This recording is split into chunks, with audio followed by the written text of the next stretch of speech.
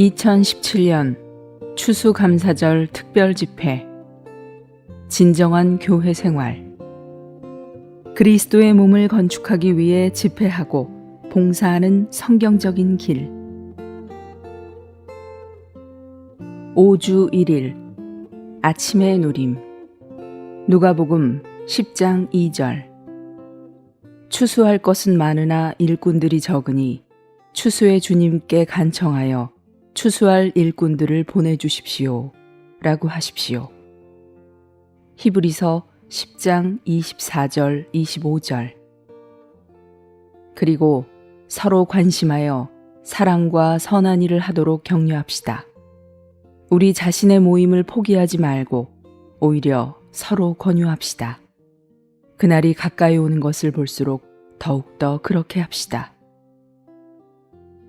그리스도인들이 집회를 하고 복음을 전하며 하나님을 섬기고 그분을 위하여 일하는 길에 관하여 4가지 주된 항목들이 있는데, 그것은 첫째, 사람들을 구원받게 하기 위해 복음을 전파하고, 둘째, 새로운 믿는 이들을 양육하며, 셋째, 보다 전진한 사람들을 온전하게 하고, 넷째, 주님의 말씀을 해방하는 것입니다. 비록 많은 사람들이 성경을 읽어왔고 이러한 요점들을 찾아냈지만 그들은 이것들을 실행하기 위해 이방인의 전통과 세상적인 수단을 사용했습니다. 그들은 성경의 계시를 깊이 있게 철저히 연구하지 않았습니다. 오늘의 읽을 말씀. 새 길에 관하여 우리가 연구해야 할 4단계가 있습니다. 우리가 연구해야 할 첫째 단계는 복음 전파입니다.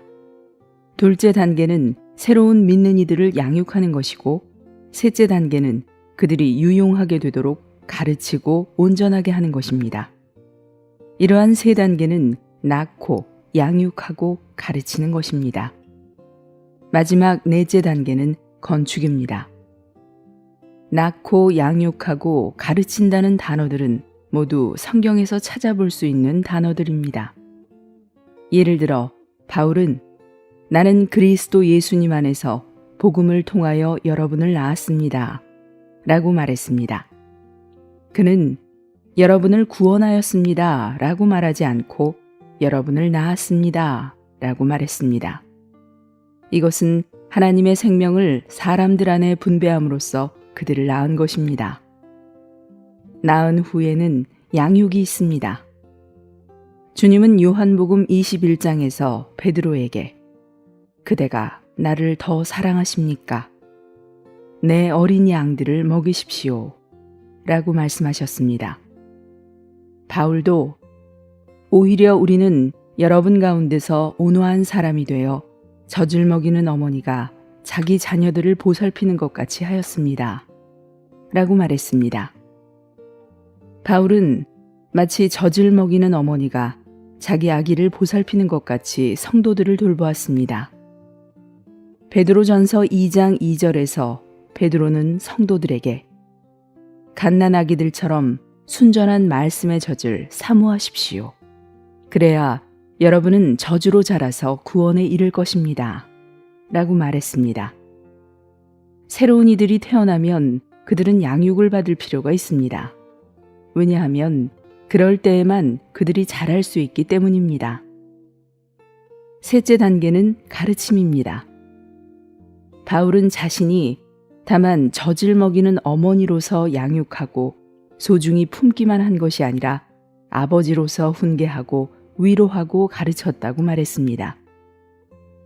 에베소서 4장은 그분께서 직접 어떤 사람들은 사도로, 어떤 사람들은 신언자로, 어떤 사람들은 복음 전하는 이로, 또 어떤 사람들은 목자 및 교사로 주셨습니다. 이것은 성도들을 온전하게 하여 라고 말합니다. 가르침은 사람들을 온전하게 합니다. 이것에 의해 성도들은 그리스도 안에서 자랄 뿐 아니라 생명 안에서 성숙하게 됩니다. 이러한 가르침과 온전하게 함은 대부분 소그룹 집회에서 일어납니다. 소그룹 집회에는 반드시 교통, 중보기도, 돌봄, 진리를 가르침, 생명이 자라도록 도움 등과 같은 5가지 주된 항목들이 포함되어야 합니다. 우리는 모이자마자 자연스럽게 교통해야 합니다. 교통을 통해 중보기도할 필요성을 느낄 것이고, 이러한 교통과 중보기도를 통해 더욱 전진하여 상호 돌봄과 관심과 목양이 있게 될 것입니다. 그 후에는 진리를 연구하고 가르치는 것과 함께 생명의 성장을 위한 도움이 있을 것입니다. 동시에 이 모든 것은 반드시 유기적이며 자발적으로 이루어져야 합니다. 서로에게 열려있고 자발적인 상호교통이 있어야 합니다. 서로를 위해 중보기도하는 것도 진실해야 하고 자발적이어야 합니다. 히브리서 10장 25절에서 말하고 있는 우리 자신의 모임이 바로 이러한 유기적인 집회인 것입니다. 이러한 집회는 가족 모임과 같아서 자발적이고 상호적인 교통 안에서 누군가가 질문하면 다른 이들이 이것에 대해 답변할 수 있습니다. 상호 가르침과 상호 배움이 그 안에 있습니다. 구원받은 지 오래된 사람뿐 아니라 얼마 되지 않은 사람도 다른 사람들처럼 말할 수 있습니다.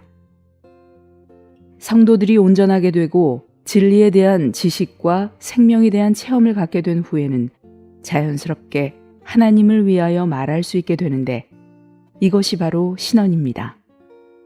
고린도전서 14장은 신언이 교회를 건축하기 때문에 가장 탁월한 은사임을 보여줍니다. 고린도전서 14장 31절에서 여러분 모두가 한 사람씩 신언할 수 있는데 라고 말하기 때문에 모든 사람이 신언해야 합니다.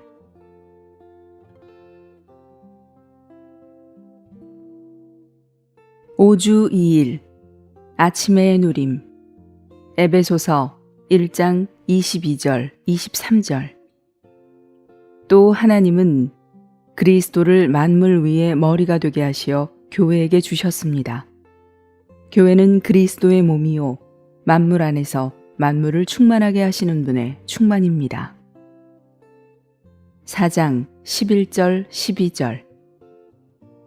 그분께서 직접 어떤 사람들은 사도로, 어떤 사람들은 신언자로, 또 어떤 사람들은 목자 및 교사로 주셨습니다.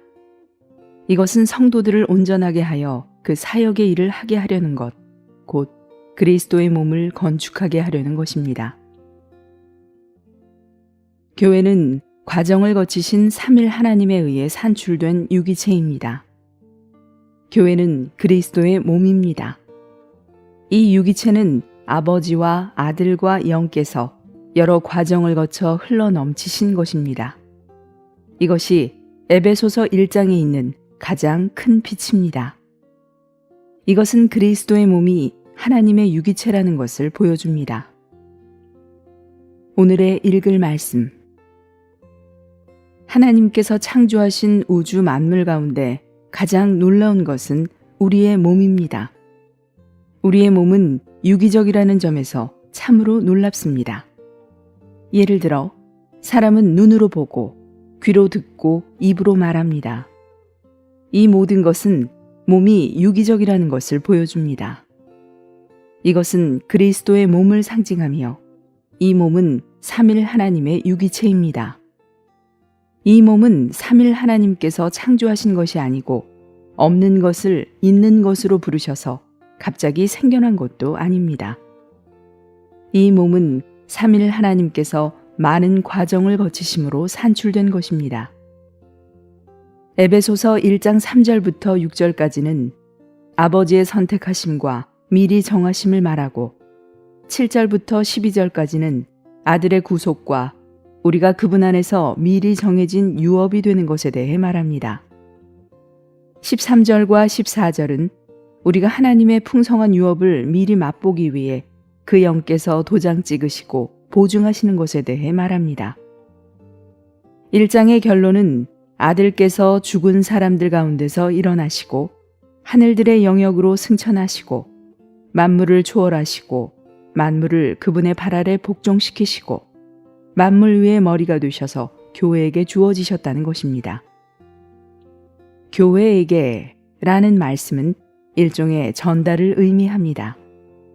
머리이신 그리스도께서 도달하시고 획득하신 것은 무엇이든 이제 그분의 몸인 교회에게 전달됩니다. 계속해서 23절은 교회는 그리스도의 몸이요 만물 안에서 만물을 충만하게 하시는 분의 충만입니다. 라고 말했습니다.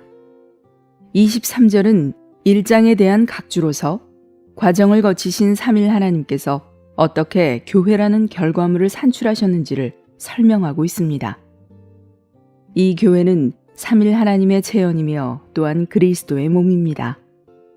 교회는 신성한 삼일성 안에서 과정을 거치신 삼일 하나님에 의해 산출된 하나님과 사람의 연합인 유기체입니다. 에베소서 4장 11절부터 16절까지는 승천하신 머리께서 그분의 승천 안에서 많은 은사들을 교회에게 주셨다는 것을 계시하고 있습니다.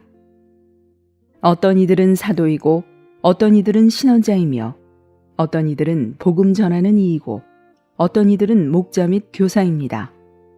이들 모두는 성도들을 온전하게 하기 위해 있습니다. 우리는 신약에서 주 예수님께서 다른 이들을 온전하게 하신 본을 볼 수 있습니다. 주님은 그분의 사역의 초기 때부터 베드로와 야고보와 요한을 계속 훈련시키셨습니다. 주님은 그들을 높은 산으로 이끄셔서 그들의 눈앞에서 변형되시어 그분 자신을 그들에게 계시해 주셨습니다.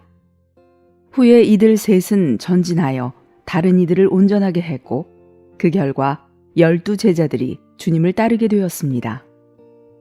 주님은 십자가에 가신 이후에도 계속해서 그분의 죽음과 부활 그리고 그분의 보이지 않는 임재에 의해 제자들을 훈련시키셨습니다. 결국 주님은 120명을 얻으셨습니다. 사도행전 20장은 바울이 에베소서에서 복음을 전한 후에 3년간 머물며 이 집 저 집에서 밤낮으로 각 사람을 눈물로 가르쳤다고 말합니다. 바울은 온갖 지혜로 각 사람에게 권면하고 각 사람을 가르쳐서 각 사람을 그리스도 안에서 충분히 성장한 사람으로 하나님께 드리려고 했습니다. 바울이 그토록 위대한 사도였을지라도 그는 성도들이 모두 그리스도의 몸을 건축하는 신약의 사역의 일을 할 수 있도록 하기 위해 이 집 저 집을 다니면서 성도들을 한 사람씩 온전하게 해야 했습니다. 우리가 소그룹 안에서 돌보는 사람들은 반드시 우리가 하는 일을 할 수 있어야 합니다. 소그룹은 사람들을 온전하게 하며 그들이 진리를 알고 생명 안에서 자라며 유기적으로 기능을 발휘하도록 돕는 역량이 있습니다. 이렇게 함으로써 우리가 할 수 있는 일을 그들 또한 할 수 있게 될 것입니다. 이것이 교회 생활입니다.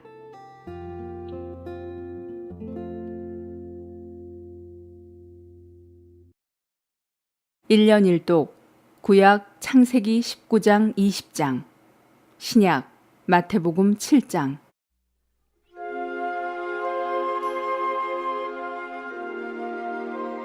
창세기 19장. 날이 저물 때에 그 두 천사가 소돔에 이르니 마침 롯이 소돔 성문에 앉았다가 그들을 보고 일어나 영접하고 땅에 엎드려 절하여 가로되 내 주여 돌이켜 종의 집으로 들어와 발을 씻고 주무시고 일찍이 일어나 갈 길을 가소서. 그들이 가로되 아니라 우리가 거리에서 경야하리라. 롯이 간청하매 그제야 돌이켜서 그 집으로 들어오는지라. 롯이 그들을 위하여 식탁을 베풀고 무교병을 구우니 그들이 먹으니라. 그들의 눕기 전에 그 성사람 곧 소돔 백성들이 물온도소하고 사방에서 다 모여 그 집을 애워싸고 롯을 부르고 그에게 이르되 이 저녁에 내게 온 사람이 어디 있느냐? 이끌어내라. 우리가 그들을 상관하리라. 롯이 문 밖에 무리에게로 나가서 뒤로 문을 닫고 이르되 청하노니 내 형제들아 일어나글 행치 말라. 내게 남자를 가까이 아니한 두 딸이 있노라. 청컨대 내가 그들을 너희에게로 이끌어 내리니 너희 눈에 좋은 대로 그들에게 행하고 이 사람들은 내 집에 들어왔은즉 이 사람들에게는 아무 짓도 하지 말라. 그들이 가로되 너는 물러나라. 또 가로되 이놈이 들어와서 우거하면서 우리의 법관이 되려 하는도다. 이제 우리가 그들보다 너를 더 헤아리라 하고 롯을 밀치며 가까이 나와서 그 문을 깨치려 하는지라. 그 사람들이 손을 내밀어 롯을 집으로 끌어들이고 문을 닫으며 문 밖에 무리로 물은 대수하고 그 눈을 어둡게 하니 그들이 문을 찾느라고 곤비하였더라. 그 사람들이 롯에게 이르되 이외에 내게 속한 자가 또 있느냐? 내 사위나 자녀나 성중에 내게 속한 자들을 다 성 밖으로 이끌어내라. 그들에 대하여 부르짖음이 여호와 앞에 크므로 여호와께서 우리로 이곳을 멸하러 보내셨나니 우리가 멸하리라. 롯이 나가서 그 딸과 정혼한 사위들에게 고하여 이르되 여호와께서 이 성을 멸하실 터이니 너희는 일어나 이곳에서 떠나라 하되 그 사위들이 농담으로 여겼더라. 동틀 때에 천사가 롯을 재촉하여 가로되 일어나 여기 있는 내 아내와 두 딸을 이끌라. 이 성의 죄악 중에 함께 멸망할까 하노라. 그러나 롯이 지체하매 그 사람들이 롯의 손과 그 아내의 손과 두 딸의 손을 잡아 인도하여 성 밖에 두니 여호와께서 그에게 인자를 더하심이었더라. 그 사람들이 그들을 밖으로 이끌어낸 후에 이르되 도망하여 생명을 보존하라. 돌아보거나 들에 머무르거나 하지 말고 산으로 도망하여 멸망함을 면하라. 롯이 그들에게 이르되 내 주여 그리마옵소서. 종이 주께 은혜를 얻었고 주께서 큰 인자를 내게 베푸사 내 생명을 구원하시오니 내가 도망하여 산까지 갈 수 없나이다. 두렵건대 재앙을 만나 죽을까 하나이다. 보소서 저 성은 도망하기 가깝고 작기도 하오니 나로 그곳에 도망하게 하소서. 이는 작은 성이 아니니까 내 생명이 보존되리이다. 그가 그에게 이르되 내가 이 일에도 내 소원을 들었은즉 너희 말하는 성을 멸하지 아니하리니 그리로 속히 도망하라. 내가 거기 이르기까지는 내가 아무 일도 행할 수 없노라 하였더라.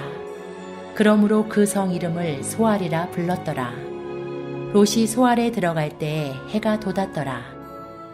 여호와께서 하늘 곧 여호와에게로서 유황과 불을 비같이 소돔과 고모라에 내리사 그 성들과 온들과 성에 거하는 모든 백성과 땅에 난 것을 다 엎어 멸하셨더라.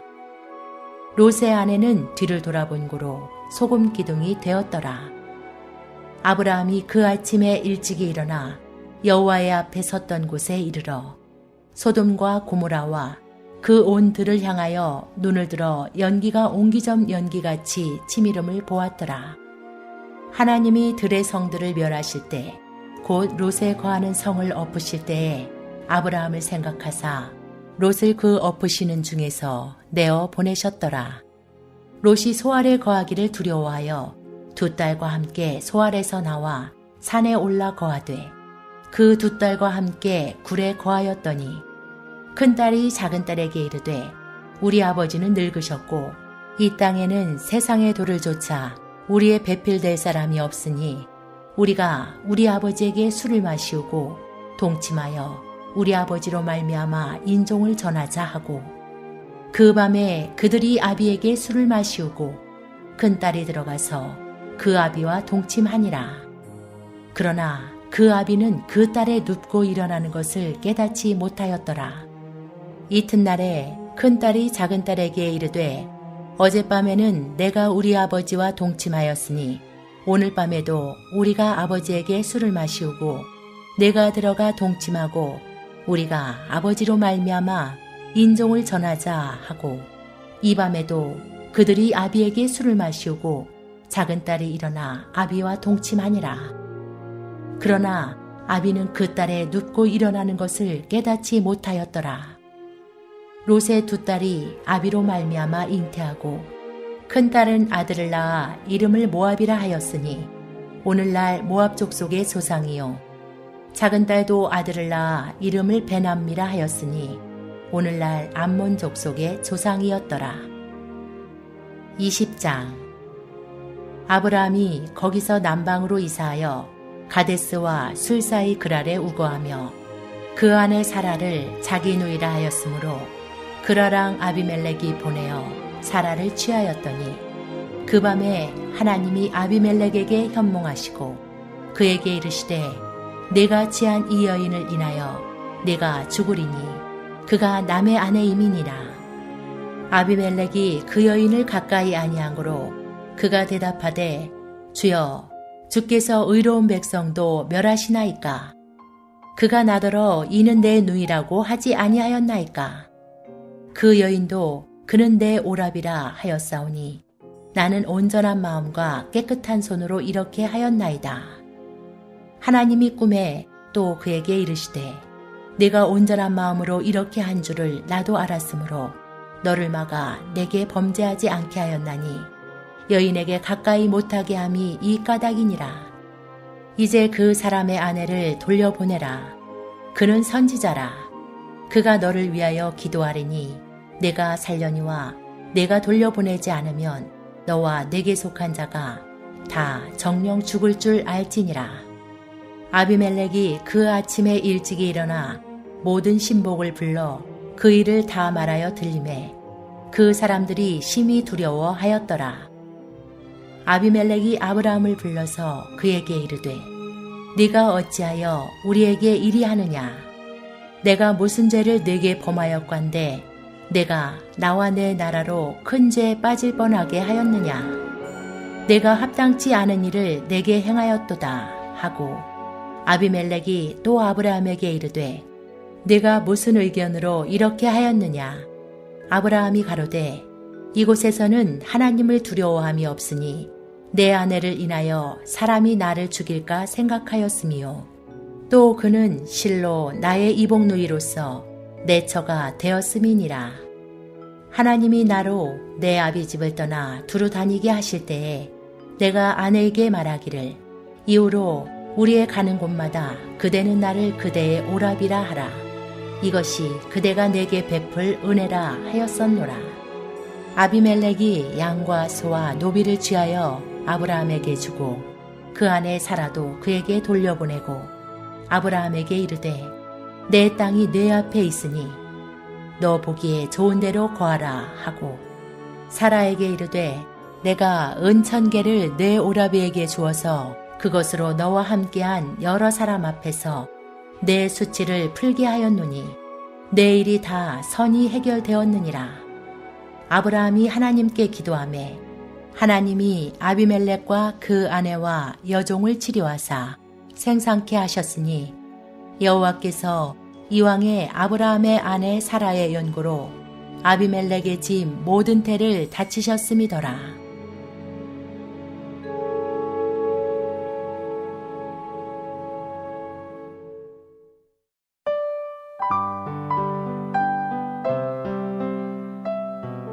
제7장. 여러분이 판단을 받지 않으려거든 판단하지 마십시오. 왜냐하면 여러분이 판단하는 그 판단으로 판단받을 것이며 여러분이 평가하는 그 평가로 여러분도 평가받을 것이기 때문입니다.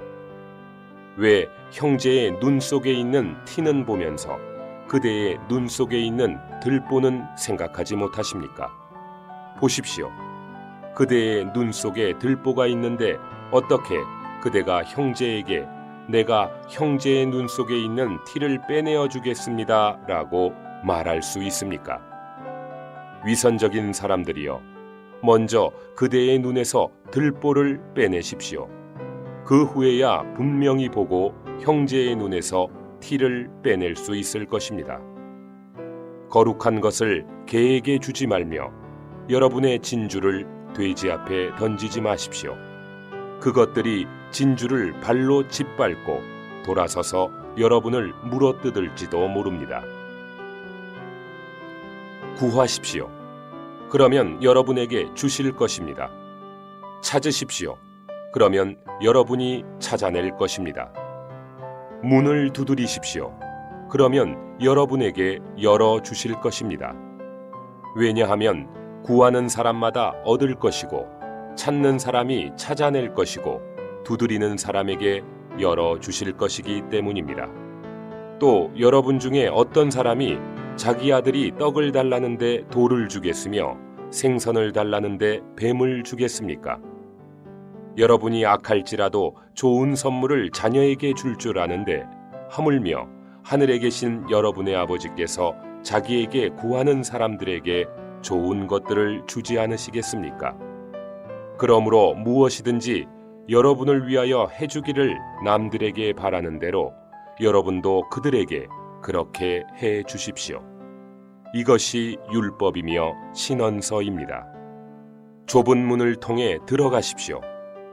파멸로 이끄는 문은 넓고 그 길이 널찍하여 그리로 들어가는 사람이 많으며 생명으로 이끄는 문은 좁고 그 길이 비좁아 찾는 사람이 적습니다. 거짓 신언자들을 경계하십시오. 그들은 양의 옷을 입고 여러분에게 나아오지만 속은 탐욕스런 이리들입니다. 여러분은 그들의 열매로 그들을 알게 될 것입니다.